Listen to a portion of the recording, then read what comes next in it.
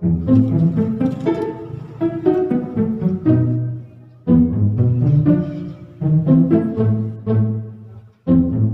Ling, ba't ang lungkot mo bigla pagkatapos ang kinausap ni tatay? Wala to, Angela. Siguro kaya ka nalulungkot kasi ayaw mo yung mga kursong sinabi sa'yo ni tatay, no? Oh, di ba? Sabi ko na nga ba ayaw mo maging pulis, sundalo, tsaka boksingero. Sa totoo lang, Angela, ayaw ko naman talaga yun eh.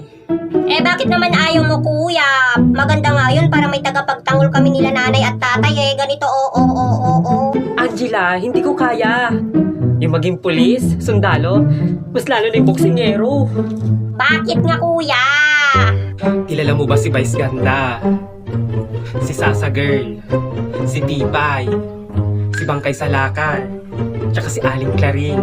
Oh, kuya, sila yung mga bakla doon sa TikTok. Oh, kagaya nila ako, Angela. Kuya Ling?